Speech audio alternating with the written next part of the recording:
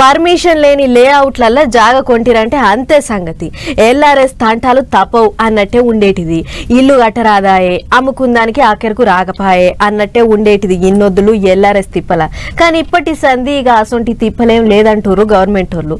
పైసలు కట్టుకుంటే ఛార్జీల పైకం కట్టుకుంటే చాలు, ఏ తక్లీఫ్ ఉండదు. ఇక ఇప్పుడు గీ ముచ్చటెందుకు అనంటే పర్మిషన్ లేకుండా లేఅవుట్లలో కొన్న ప్లాట్లను రెగ్యులరైజ్ చేసుకుందానికి ఎల్ఆర్ఎస్ కింద పైకం కట్టమంటే ఎవరు కట్టలేదట. మొత్తం 25,76,107 మంది అప్లికేషన్లు పెట్టుకుంటే అందులో 20 లక్షల మందికి మీదనే ఫీజులు కట్టని వాళ్ళు ఉన్నారట.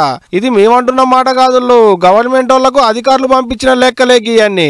కనీసం 25% మంది కూడా ఫీజులు చెల్లించలేదంటే చూడాలి. హెచ్ఎండిఏ కార్పొరేషన్లు జీహెచ్ఎంసీ కిందనే ఏం తక్కువ 4 లక్షల వరకు ఎల్ఆర్ఎస్ ఫైళ్లు ఉన్నాయట. అందులో హెచ్ఎండిఏ కింద 1,70,000 ఉంటే జీహెచ్ఎంసీ కింద 1,00,000 వరకు ఫైల్ అయితేనే ఉన్నాయి అంటున్నారు. ఎల్ఆర్ఎస్ చేసుకునేందుకు సోమవారంతో గడువు ఓడుస్తుంది కాబట్టి పండగ సెలవులున్నా పనులు చేస్తున్నారు అధికారులు.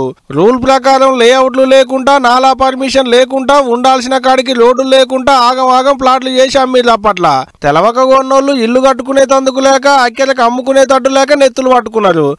మీరేం పరేషాన్ కాకూడదు, సర్కారుకు పైకం కడితే రెగ్యులరైజ్ చేస్తామని ఎల్ఆర్ఎస్ స్కీమ్ పట్టుకొచ్చింది అప్పట్లో పోయిన కారు పార్టీ సర్కారు.